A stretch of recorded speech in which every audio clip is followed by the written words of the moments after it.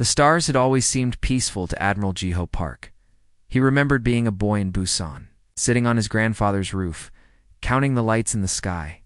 His grandfather would tell him stories about the old days before humanity knew they were not alone. Before the Galactic Collective came and told Earth that it was small, weak, and unimportant, Ji-ho was not a young man anymore. His hair had turned gray, and his face carried the weight of 40 years in service. He stood on the bridge of the defense station orbiting Earth, watching the blue planet spin slowly below. It was a Tuesday morning. Nothing special. Nothing unusual. Then the alarms started. The first wave came without warning. 17 massive warships dropped out of hyperspace, their hulls black as night, their weapons already charging. Ji-ho had never seen ships like these. They did not belong to any species in the collective. They were Valatha, name humanity had only heard in whispers, a military empire that existed beyond the borders of known space. All stations, defensive positions, Ji-ho said. His voice was calm.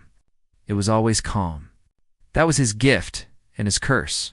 Even when the world burned, Ji-ho Park did not scream. Earth's defense fleet was small. 12 ships. Old technology. The collective had never shared their best weapons with humanity. Tier 9 species did not deserve such things, they said. Humans were too young, too emotional, too dangerous to trust with real power. The battle lasted 11 minutes. Ji-ho watched his ships die one by one. Captain Minho was the first to fall, his cruiser torn apart by energy beams that cut through metal like water through paper. Lieutenant Jisoo followed, her vessel exploding in a ball of fire that lit up the darkness of space. They fought bravely. They fought with everything they had. But it was not enough. It was never going to be enough. The Valeth did not stop to negotiate. They did not explain their attack. They simply aimed their weapons at the planet below and fired. The first strike hit. Seoul Ji-ho saw the flash from orbit, a white light that spread across the peninsula like a flower blooming in fast motion. Then Tokyo. Then Beijing. Then Mumbai, Cairo, Paris, New York. City after city vanished under the assault. The oceans boiled. The mountains cracked. The sky itself seemed to scream. Ji-ho stood frozen at the window. His hands did not shake. His eyes did not water. He simply watched as his home died. Admiral, his communications officer whispered.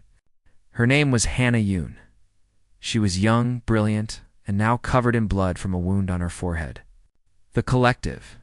They are responding to our distress call. What do they say? Hannah's face twisted with something between rage and disbelief. They say this is a localized conflict. Protocol 77C. They cannot intervene in disputes between non-member species. Ji-ho nodded slowly. He had expected nothing less. Far away on Mars colony, a young pilot named Tai-ho Kong watched the news feeds with horror. He was 26 years old, the captain of a small reconnaissance vessel called the Horizon. He had joined the fleet because he wanted to explore the galaxy, to see wonders beyond imagination. Now he watched his planet burn, while the universe did nothing.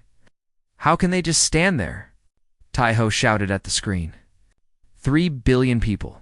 How can they watch 3 billion people die and call it a local problem? His co-pilot, a quiet woman named Nara Choi, put her hand on his shoulder. Because to them, we are nothing, she said softly. We have always been nothing. We just never wanted to believe it. The attack lasted 6 hours. When it was over, the Valeth ships disappeared back into hyperspace as suddenly as they had arrived. They left no message, no demands, no explanation.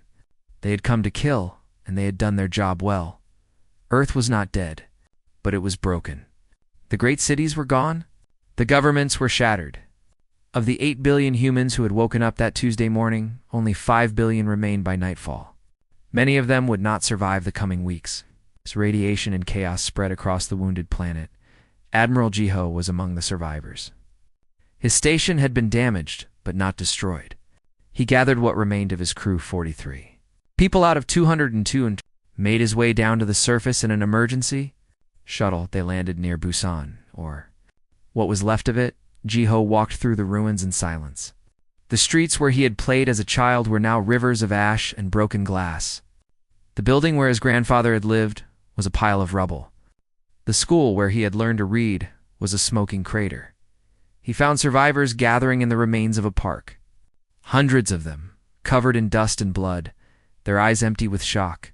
They looked at Jiho in his uniform, and he saw something in their faces, a question.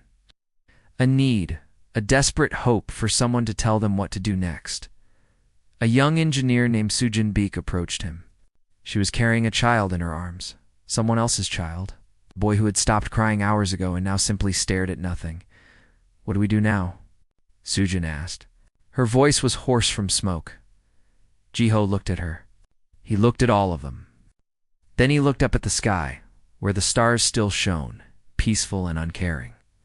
Now, he said quietly, we remember. He found a working broadcast unit in the wreckage of a news station. Somehow, against all odds, it still had power. He turned it on and faced the camera. He did not know if anyone was watching. He did not know if anyone was left to watch, but he spoke anyway. My name is Admiral Jiho Park. I am speaking to every human who can hear my voice. Today, we lost our home. Today, we lost our families, our cities, our past. The galaxy watched us burn, and they did nothing. They called our deaths a local problem. He paused. His voice did not crack. His eyes did not waver.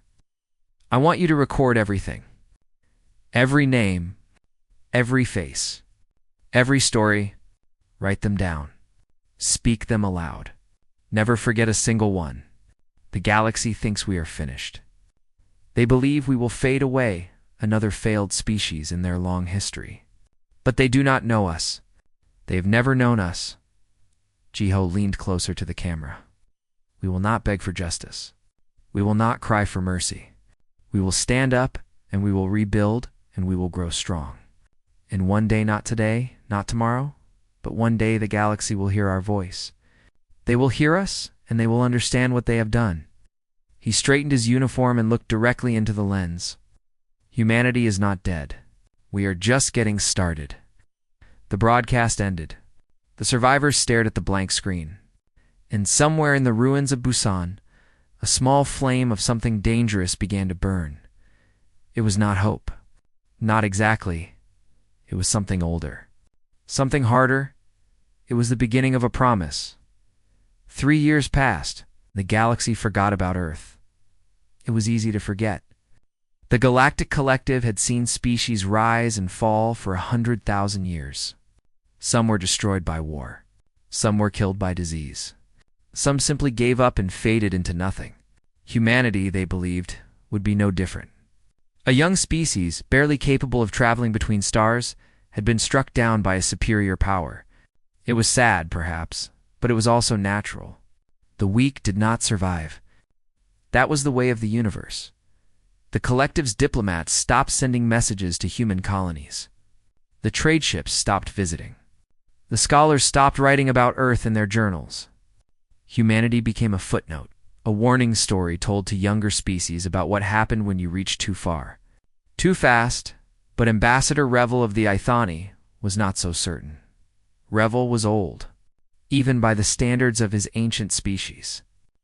He had lived for 900 years and had seen empires crumble and civilizations burn. He had learned to watch for patterns that others missed.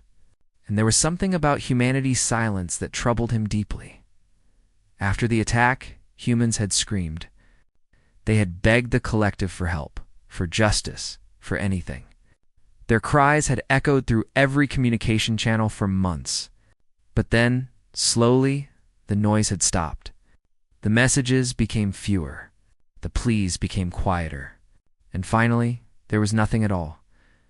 Most of Revel's colleagues believed this meant humanity had accepted its fate. Revel believed something very different. He wrote in his personal journal, "A dying species does not go quiet. A dying species fights until the end, screaming and struggling even as the darkness takes them. But a species that goes silent, truly silent, is not dying. It is thinking. It is planning. It is becoming something new." Revel requested permission to visit the human colony on Mars. His request was denied. The collective had no interest in studying a failed species, far from the watching eyes of the galaxy. Humanity was indeed becoming something new on Mars. In the underground cities that had survived the war, engineers worked day and night. Sujin had not slept more than 4 hours at a time in 3 years. Her hair had turned white at the temples, and her fingers were scarred from countless hours of building, testing, and rebuilding. But her eyes burned with a fire that never dimmed. She had invented something impossible. It was called the wave drive, she explained to General Do Yanshin, the man who now commanded what remained of humanity's military. Traditional hyperspace engines fold space, creating a tunnel between 2 points. This is faster. This does not fold space. It breaks through it. General Shin was a large man with a face like carved stone. He had been a simple colonel before the attack. Now, he led an army of survivors, refugees, and orphans who had been forged into soldiers by loss and anger. How much faster? He asked. Sujin smiled grimly. Faster than anything the collective has. Faster than the Valith. We can go anywhere in the galaxy in days instead of weeks. General Shin nodded slowly. Then we will go everywhere. Turned to the window and looked out at the red desert of Mars. Somewhere beneath that dead soil, factories were building weapons. Training facilities were creating warriors. Scientists were unlocking secrets that the collective had never shared. The galaxy thinks we are finished, Shin said quietly. Let them think that. Let them forget we exist. Because when we return, we will not be the same species that they watched burn. We will be something they have never seen before. Across the solar system, humanity worked in silence. They did not fight among themselves. They did not argue about politics or power. For the first time in their long and bloody history, humans were united by a single purpose: survival and remembrance. On a hidden asteroid base near Jupiter, Admiral Jiho trained the next generation of officers. He was older now, his face lined with years of grief and planning. But his voice was still calm, still steady, still the anchor that held everything together. Captain Taiho Kong was one of his best students. The young pilot had changed since the day Earth burned. The light in his eyes had hardened into something cold and patient. He flew training missions with perfect precision, never making mistakes, never showing emotion. You were angry, Jiho said to him one evening after a long day of exercises. Yes, Taiho admitted. Good. Anger is useful, but it must be controlled. Anger that controls you will get you killed. Anger that you control will make you unstoppable. Taiho looked at his commander. How do you do it? How do you stay so calm when they took everything from us? Jiho was silent for a long moment. Then he reached into his pocket and pulled out a small object of paper crane, folded carefully from a piece of scorched newspaper. My granddaughter made this for me, he said softly. She was 7 years old. She died in Seoul in the first wave. I keep this with me always, not to remind me of my pain, but to remind me of my purpose. I do not fight because I hate our enemies. I fight because I loved what they destroyed. He placed the crane back in his pocket. Hate is a fire that burns everything, including the one who carries it. But love is a light that shows you the way forward. Remember what you are fighting for, Taiho. Remember who you are fighting for, and you will never lose yourself. Meanwhile, Dr. Hannah Yoon had made a discovery that would change everything. She had been studying human psychology, trying to understand how her species had survived such trauma without falling into complete chaos. Other species, she knew, would have torn themselves apart by now, but humans had somehow found a way to function, to work together, to build even while they grieved. She called it the burden reflex. It is unique to our neurology, she explained to a gathering of scientists. When a human experiences extreme loss, something happens in our brain. We do not shut down. We do not go mad. Instead, we compartmentalize. We take the pain and put it in a separate place, allowing us to continue thinking, planning, and acting even while we carry the weight of grief. She looked around the room at the tired faces of her colleagues. This is why we survived.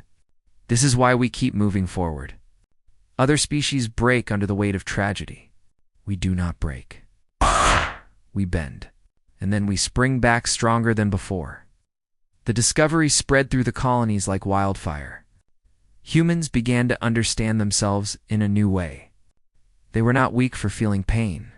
They were strong because they could carry that pain and still keep walking. 3 years after the attack, Admiral Jiho gathered his forces for a final announcement. 200,000 soldiers, scientists, engineers, and civilians assembled in the Great Hall of the Mars underground city. Jiho stood before them, the same man who had broadcast from the ruins of Busan, but transformed by time and purpose. "The galaxy has forgotten us," he said. "They believe we are dead. They believe we are broken. But we know the truth." He raised his hand, and behind him, a massive screen flickered to life. It showed a fleet of ships, 50 vessels, sleek and powerful, built with technology the collective had never imagined. "We have remembered every name," Jiho continued. "We have trained every day. We have built what they said was impossible. And now, at last, we are ready." He looked out at the sea of faces before him. He called Earth a small world. They were right. But small things, small wounds, small grudges, small people have a way of growing. And we have grown. He straightened his shoulders. "Tomorrow we break our silence. Tomorrow the galaxy will hear our voice again. And this time they will listen." The crowd did not cheer. They did not shout or celebrate. They simply nodded, their faces calm and resolved. The storm was coming. The Galactic Assembly Hall was the largest structure ever built by intelligent life. It floated in the empty space between 3 star systems, a sphere of crystalline light that could hold representatives from all 4,000 species of the collective. For 100,000 years, the great decisions of civilization had been made within its walls. Wars had been ended here. Treaties had been signed. The fate of entire worlds had been decided by votes cast in this shining monument to order and law today. The hall was packed. Every seat was filled. Every balcony was crowded. Beings of every shape and size, creatures of scales and feathers, of metal and flesh, of light and shadow had gathered to witness. Something unprecedented. Humanity had requested permission to speak. The request had caused confusion at first. Many in the collective had assumed the humans were extinct. Others remembered them vaguely as a minor species that had suffered some misfortune years ago. But the request was properly filed and could not be ignored. Protocol demanded that any member species, no matter how small, could address the assembly once per century. Humanity had never used their turn. Until now, Admiral Jiho Park walked to the central platform alone. He wore a simple uniform, dark gray with no decorations. He carried no weapons, no documents, no display screens. He simply walked to the center of the hall and stood in silence. Waiting for the noise to fade, the representatives stared at him. To most of them, humans looked strange, soft-skinned, small bodies, fragile and brief. They lived for barely a century, a blink of an eye compared to species that measured their lives in thousands of years. They had no natural weapons, no armor, no special abilities. They were, by any reasonable measure, one of the weakest species in the galaxy. And yet, something about this human made the crowd uneasy. His eyes were calm but not empty. His posture was relaxed but not weak. He stood like a man who had nothing left to lose and nothing left to fear. "My name is Admiral Jiho Park," he began. His voice was quiet, but the hall's systems carried it to every ear. "I speak for humanity. I speak for Earth." He paused. 3 years ago, the Valith Dominion attacked our homeworld. They came without warning, without declaration of war, without reason. They killed 3 billion of our people in 6 hours. Our cities burned. Our families died. Our children screamed for help that never came. The hall was completely silent. Some representatives shifted uncomfortably in their seats. "We called out to the collective," Jiho continued. "We begged for intervention. We pleaded for justice. Do you remember what you told us?" He looked around the room, meeting eye after eye, face after face. "You told us it was a local conflict. Protocol 77C You could not interfere in disputes between non-member species. You sat in your comfortable stations and watched us die, and then you went back to your business as if nothing had happened. A Valith diplomat rose from his seat in the back of the hall. His species was tall and angular, with skin like polished obsidian and eyes that glowed with cold fire. The Valith Dominion does not recognize this assembly's authority, he declared. We do not answer to you or to any species that hides behind rules and protocols. If the humans wish to complain about their weakness, that is their choice. But they should remember that the weak exist only at the pleasure of the strong. Jiho did not react. He simply nodded slowly. Thank you for that reminder, he said. I will return to it shortly. He raised his hand, and the great screen behind him flickered to life. I have brought something to show you, Jiho said. Something I believe you need to see. The screen began to display images, photographs, videos, recordings captured in the final moments before death. A mother holding her children as fire approached. An old man trying to shield his wife with his own body. A classroom of students looking up at the sky with confusion in their eyes before the light took them. The recordings had sound. Screams, prayers, desperate calls for help. The voices of the dying, speaking in a language most of the assembly did not understand, but all of them could feel. These are the faces of the dead, Jiho said. 3 billion faces. I could not bring them all, but I brought enough. The images kept coming, face after face, name after name. The screen scrolled through them endlessly, a river of the lost that seemed to have no end. We will display every name, Jiho said. Every single one. It will take approximately 7 hours. I invite you to watch. I invite you to remember. Because we remember, we will never stop remember. Ring. For 7 hours, the assembly sat in uncomfortable silence as the names scrolled past. Some representatives left. Some closed their eyes. But most watched, unable to look away, forced to confront the weight of what had happened while they did nothing. When the last name faded from the screen, Jiho spoke again. We did not come here to beg, he said. We did not come here to ask for justice. Justice is a concept you abandoned when you watched us burn. You made your choice that day, and we have made ours, straightened his shoulders. From this moment forward, humanity no longer recognizes the authority of the Galactic Collective. Your laws do not bind us. Your protocols do not protect us. We stand alone, as we have always stood, as we will always stand. The hall erupted in shocked murmurs. This had never happened before. No species had ever rejected the collective openly. It was unthinkable. Furthermore, Jiho continued, raising his voice just enough to cut through the noise, we will hunt the Valith. We will find them wherever they hide. We will repay them for what they have done. And when we are finished with them, we will remember. He looked directly at the Valith diplomat, who had gone very still. We will remember which species stood silent while our world burned. We will remember who offered help and who turned away. We will remember everything.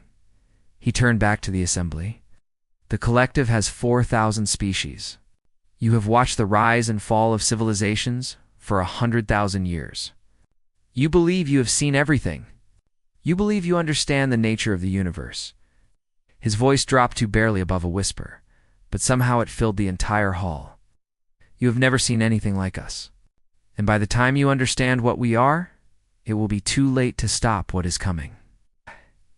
He gave a small bow, almost mocking in its politeness. Thank you for your time. Then he turned and walked out of the hall, leaving 4,000 species in stunned silence behind him. Outside, in the cold vacuum of space, Captain Taiho Kong waited in his ship. When Admiral Jiho returned to the bridge, Taiho looked at him with something close to awe. Sir, he said, what happens now? Jiho settled into his command chair and looked out at the stars. Now, he said quietly, we make them understand, pressed a button on his console, and a signal went out to the hidden fleet waiting in the darkness. 50 ships, small but deadly, each one painted with words that the galaxy would soon learn to fear. Busan remembers Seoul, remembers Earth, remembers the fleet, emerged from hyperspace at the edge of Valith territory. Their weapons charged, their crews ready. They were outnumbered. They were outgunned. By every calculation, they should have been doomed. But the calculations did not account for what humanity had become. The war had begun, and the galaxy, for the first time in 100,000 years, felt something it had almost forgotten: fear. The Valith High Command laughed when they heard about the human fleet. 50 ships.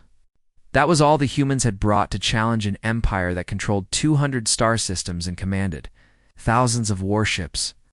It was not even worth calling it a war. It was an insect buzzing toward a flame, too stupid to understand that it was about to burn. High Commander Orvok, the same officer who had ordered the attack on Earth, issued a simple command to his admirals: destroy the humans quickly and completely. Leave nothing behind. Let this be the end of the species that dared to threaten the Dominion. His admirals promised victory within a week. They were wrong. The first battle took place at Koroth Station, the largest Valith shipyard in the Outer Territories. It was defended by 80 warships and orbital weapons platforms capable of destroying anything that came within range. The Valith commanders expected the human fleet to approach directly, to be cut down like all the others who had tried to challenge them. Instead, the humans did something no one had ever seen before. 10 small ships appeared at the edge of the system, only moving slowly, almost hesitantly. The Valith defenders moved to intercept them, confident that this pathetic force would be easy prey. But as the defenders closed in, the 10 ships suddenly accelerated to impossible speeds. Shooting past the Valith fleet in a blur of light, they were not attacking. They were distracting, while the defenders chased shadows. Captain Taiho Kong led the remaining 40 ships in from the opposite direction, using a nearby gas giant to hide their approach. They emerged from the planet's atmosphere like ghosts, their weapons already firing, and struck the shipyard before anyone could react. The battle lasted 3 hours. When it was over, Koroth Station was a field of burning wreckage, and the Valith had lost their primary shipbuilding facility. Hi, Commander Orvak stopped laughing. Over the following months, the humans continued to defy every prediction. They did not fight like the species the Valith had conquered before. They did not form battle lines and exchange fire until one side was destroyed. They attacked from unexpected angles. They retreated when outnumbered, only to reappear somewhere else entirely. They used their smaller ships' speed and maneuverability to dance around the heavier Valith vessels, striking at weak points and vanishing before reinforcements could arrive. General Doyon Shin called it the doctrine of the wasp. We cannot crush them in a direct fight, he explained to his officers, so we do not give them a direct fight. We sting and we run. We make them bleed from 1,000 small cuts. We make them afraid to sleep, afraid to rest, afraid to look away, even for a moment. We turn their size from a strength into a weakness. The tactics worked. The Valith began to lose ships, stations, and territory. For the first time in their long history of conquest, they faced an enemy they could not simply overwhelm with superior numbers. But the humans were not content with military victories alone. Dr. Hannah Yoon had been working on a project since the war began. The Valith, she had discovered, were not like humans. They had a shared mental connection, a kind of hive awareness that allowed them to coordinate their actions instantly across vast distances. It was one of the reasons they were such effective warriors. Their fleets moved as one, reacting to threats with perfect synchronization. Hannah found a way to disrupt it. She developed a biological agent, not a weapon of death, but a weapon of confusion. When introduced to a Valith population, it temporarily scrambled their mental links, leaving them unable to coordinate. Individual Valith remained healthy and alive, but they could not function as a group. The military leaders wanted to deploy it everywhere, to cripple the entire Dominion in a single stroke. But Admiral Jiho refused. No, he said during the strategy meeting. We will use it only against military targets, only against soldiers and ships. We will not touch their civilians. General Shin frowned.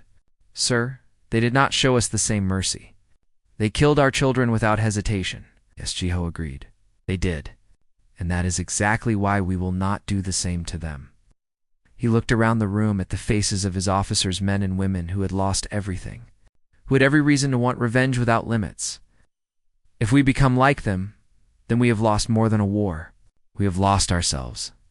The galaxy is watching us. Our children will remember us. What story do we want to tell them? That we survived by becoming monsters? Or that we survived by remaining human?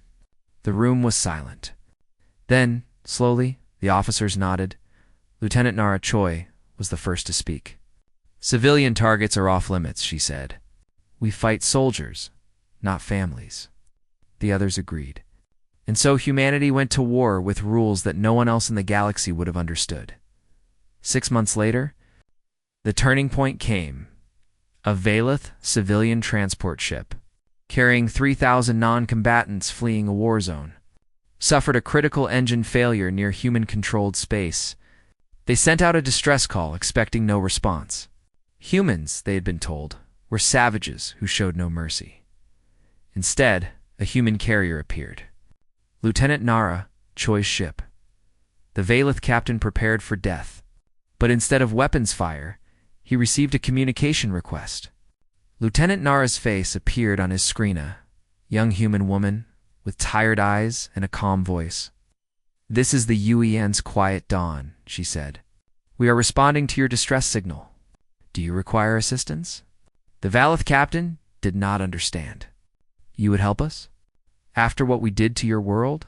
Your world attacked us, Nara replied. But the people on your ship did not. You are civilians. You are not our enemy.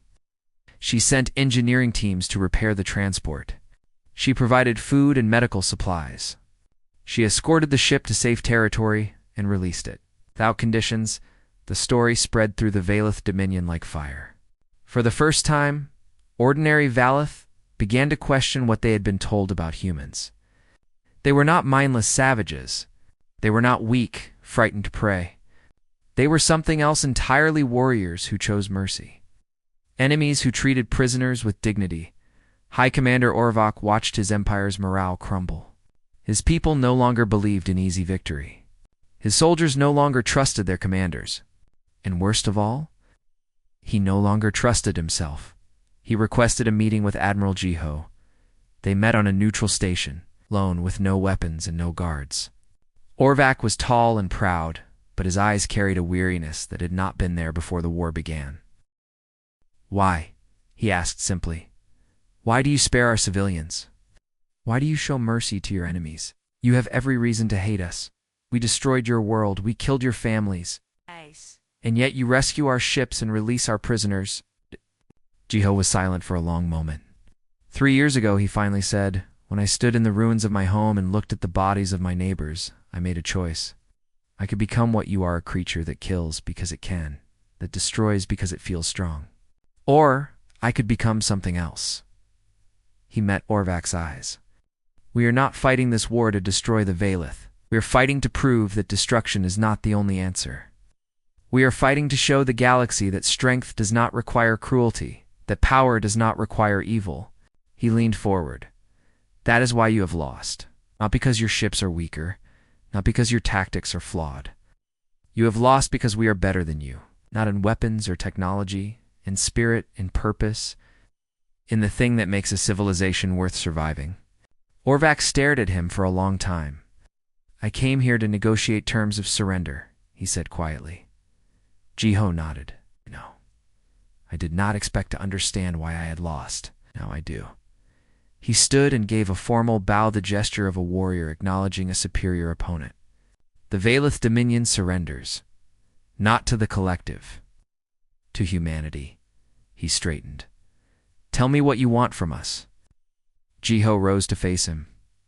We want you to remember, he said. Remember what you did.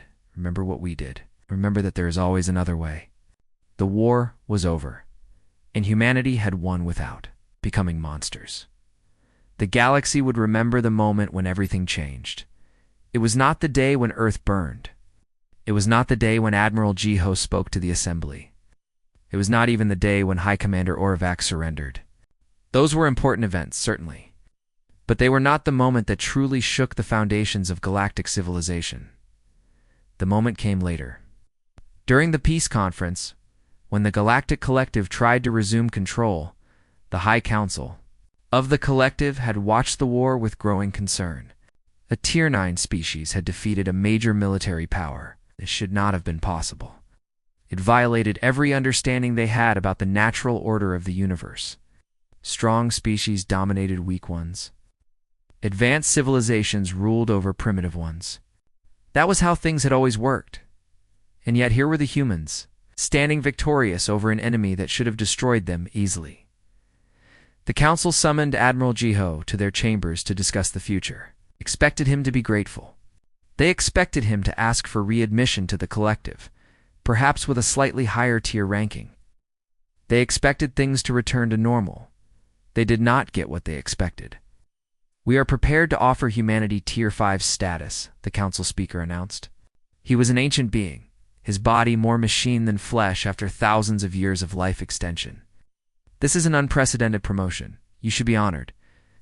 Jiho sat calmly across from the council, his hands folded on the table before him. "We decline," he said.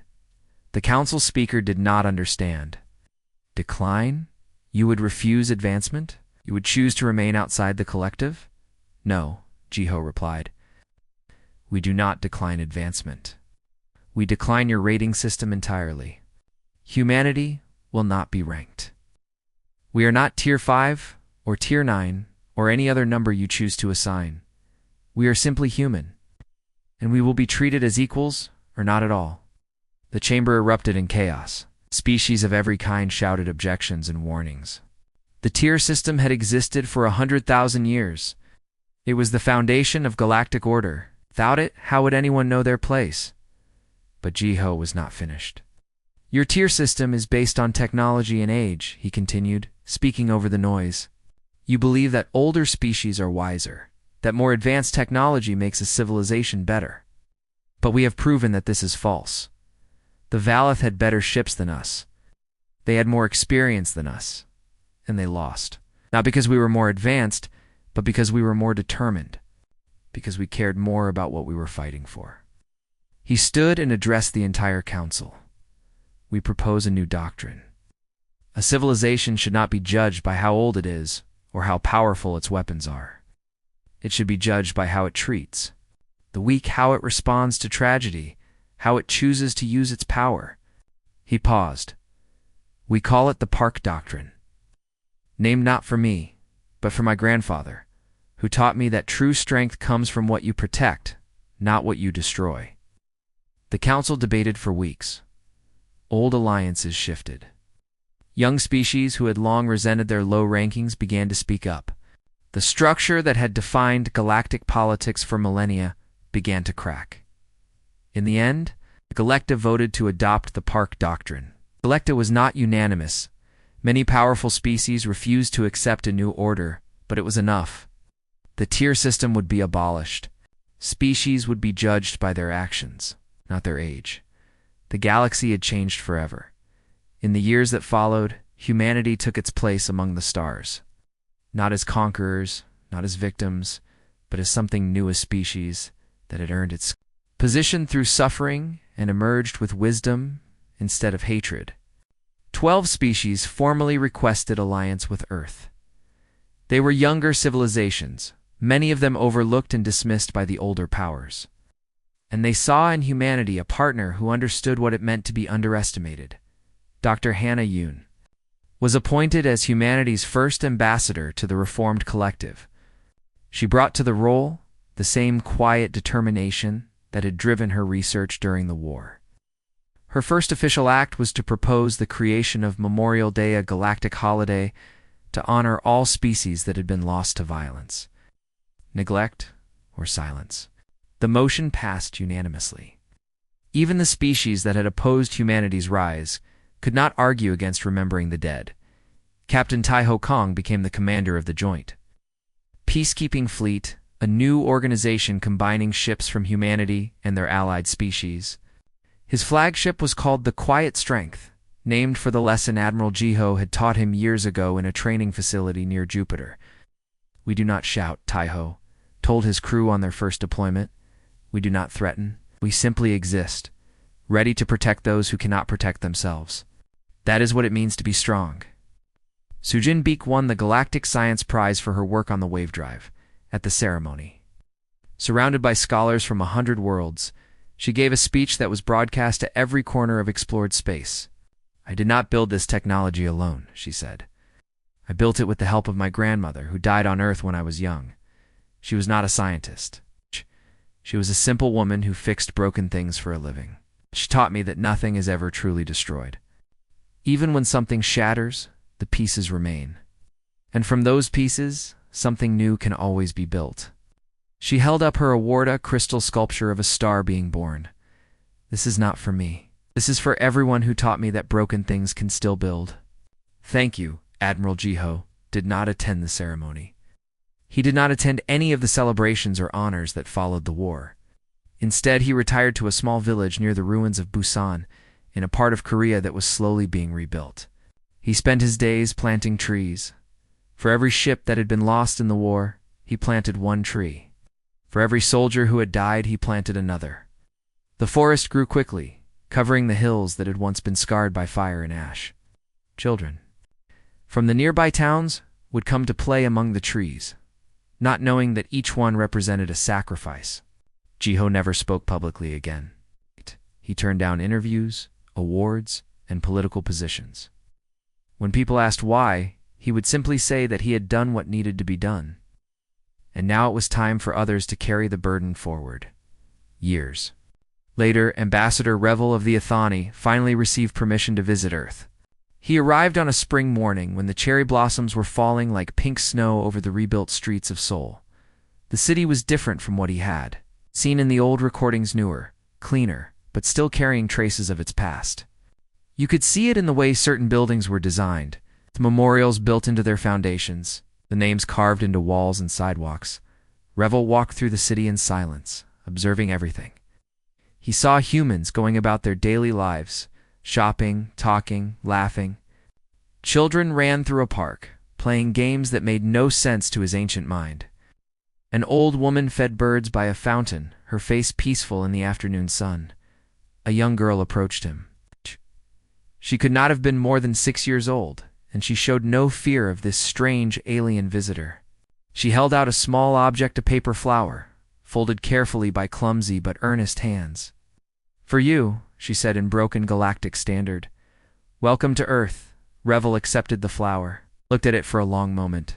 This simple gift from a child of a species that had nearly been erased from existence. That evening, in his quarters aboard the orbiting diplomatic station, Revel opened his journal and began to write. "I have studied 1,000 species. I have watched empires rise and fall. I have seen civilizations burn themselves to ash and others fade into quiet extinction. In 900 years, I believed I had witnessed every kind of story the universe could tell." He paused, looking out the window at the blue planet below. "I was wrong." He continued writing. "Today I saw something new. A people who suffered the unthinkable and chose not to become monsters, a species that was broken and decided to build instead of destroy. They had every reason to hate. They had every justification for revenge. And yet they reached out their hand in mercy to the very enemies who had tried to annihilate them." He touched the paper flower resting on his desk. "The galaxy did not uplift humanity. We watched them burn and called it a local problem. We dismissed them as weak and primitive and unimportant. And while we looked away, they uplifted themselves. They became something we have never seen, a civilization that measures its strength not by what it can destroy, but by what it chooses to protect." He wrote the final words slowly, carefully, knowing that they would be read by scholars for generations to come. "I am old. I have lived longer than most of my species, and in all my years, I have never felt what I feel today. It is not fear. It is not envy. It is something else entirely."